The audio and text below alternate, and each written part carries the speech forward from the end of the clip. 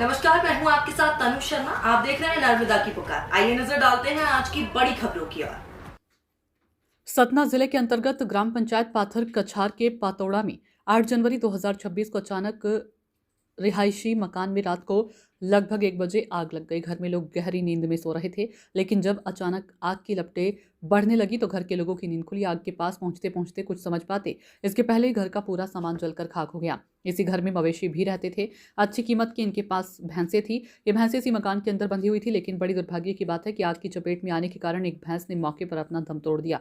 दूसरी भैंस अधजली हुई थी। किसी तरह गांव के लोगों ने मिलजुल कर अधजली भैंस को बाहर निकाला। गांव में अधिकांश घर एक दूसरे से मिले जुले रहते हैं। गांव के अन्य घरों को बचाना बहुत आवश्यक था। आग बुझाने की मशीन मौके पर उपलब्ध नहीं थी, अतः गांव के लोगों ने मिलजुल कर किसी तरह आग पर काबू पाया, लेकिन भयंकर आग के कारण रज्जू सिंगरौल की गृहस्थी खाक हो चुकी थी। आग रज्जू सिंगरौल के पास भोजन के लिए अनाज नहीं है, बिस्तर के लिए कपड़े नहीं है, तन के लिए कपड़े नहीं है, सोने के लिए चारपाई नहीं। परिवार में विवाह होना था। विवाह की सामग्री भी पूरी तरह से खरीद ली गई थी। विवाह सामग्री भी जलकर राख हो गई। मौके पर प्रशासनिक कर्मचारी जरूर पहुंचे, लेकिन अभी तक इनको किसी तरह की मुआवजा राशि नहीं प्राप्त हुई। मीडिया के माध्यम से प्रशासन से अनुरोध है कि कल्लू एवं रज्जू सिंगरौल इन दोनों परिवार को अनुग्रह राशि देकर सहयोग किया जाए। सतना जिले से मोहन स्वरूप चौबे की रिपोर्ट। हम पहुंच चुके हैं सतना जिले के अंतर्गत आने वाली ग्राम पंचायत पाथर कछार। पाथर कछार के अंतर्गत एक गांव है पतौड़ा। ये पतौड़ा में विगत 7-8 तारीख के लगभग रात को इस मकान में आग लगी और आग लगी। ये रहायशी मकान था। उधर एक रहायशी मकान है, इधर ये इसमें मवेशी गृहस्थी ये सब इसी मकान के अंदर रहते थे। आग लगी अचानक 1 बजे रात को, ऐसी मुझे जानकारी मिली है। और आग लगी तो इसमें इस घर में जो मवेशी बंधे हुए थे वो आग की चपेट में आ गए और उनमें से एक भैंस थी जो उस आग में ही जल करके खाक हो गई। दूसरा जो इनका गृहस्थी का सामान था वो भी खाक हो गया। अब हम इनसे जानकारी लेंगे। ये मकान के लोग हैं, कुछ रिश्तेदार आए हुए हैं देखने के लिए आपत्ति पीरियड में कि इनका बेचारों का क्या नुकसान हुआ। तो कुछ इसमें रिश्तेदार हैं और कुछ ये इस मकान वाली मालकिन है। इनसे हम पूछेंगे कि ये आग कैसे लगी और इसमें क्या नुकसान हुआ। जी आपका नाम क्या है? मेरा सुनीता। सुनीता जी, आप बताइए कि आग किस तारीख को लगी है? आग लगी है 8 तारीख को 1 बजे रात में। 8 जनवरी को 1 बजे रात में आग लगी है। नहीं, आपका फिर इसमें क्या नुकसान हुआ? फरवरी में लगी है 8 फरवरी को। 8 फरवरी को, अच्छा 8 फरवरी को, सॉरी 8 फरवरी को आग लगी है। फिर आपका क्या नुकसान हुआ? मेरा नुकसान हुआ, मेरे 3 पशु थे, एक जल के बुझा गया, वहीं खाक हो गया। कौन क्या मरा है आपका? पड़िया पड़िया 4 साल की वासर थी।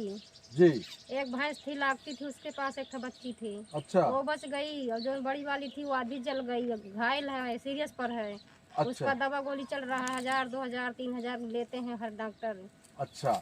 और इसके साथ में आपका गृहस्थी का सामान क्या था? इस मकान गृहस्थी के का सामान मेरे पास था, एक लड़का था, उसकी शादी थी, उनके पास कपड़ा पेटी सब था, उसका पूरा जल गया, कुछ भी नहीं बचा।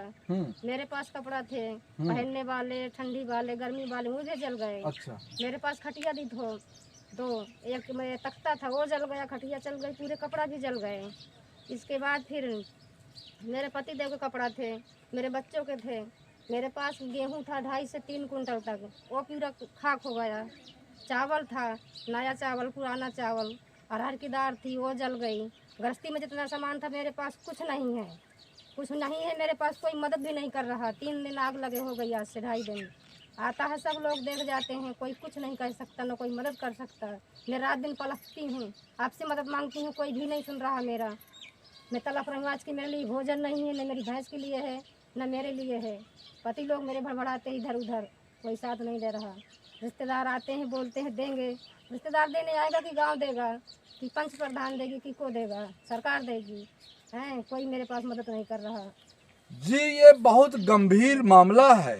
ये गरीब आदमी है, इनके पास जो भूसा था, जो चारा था, जो अनाज था, जो संपत्ति थी वो पूरी जल करके खाक हुई। साथ में गांव में ज़्यादातर मवेशियों को रख करके लोग अपना जीवन यापन करते हैं ताकि दूध वगैरह बेच करके व्यवसाय हो सके।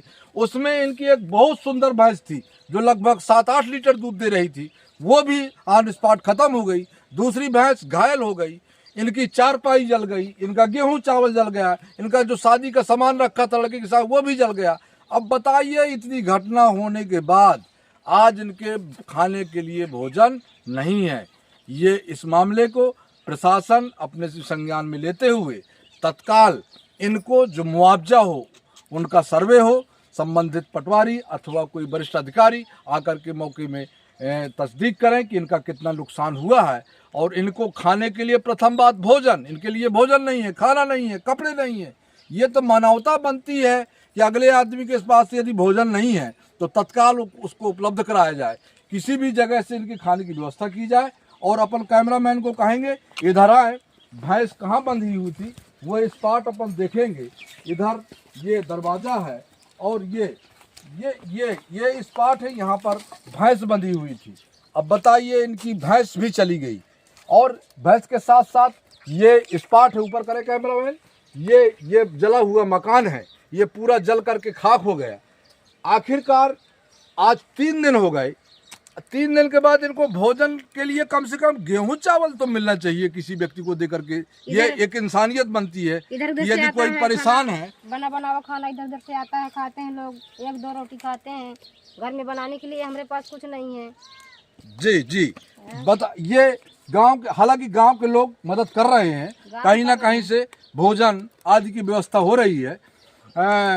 लोग चाहते हैं कि इनकी मदद हो, मगर प्रशासन, गांव के लोग जो जितना इनका नुकसान हुआ उतना तो नहीं दे सकते, मगर प्रशासन को चाहिए इसका आकलन करे। इनकी लाखों रुपए की संपत्ति जल करके खाक हो गई है, इसका सत्यापन हो, इनको मुआवजा मिले, हम यही चाहते हैं। मैं नर्मदा की पुकार से मोहन स्वरूप चौबे, ब्यूरो चीफ रीवा संभाग, धन्यवाद।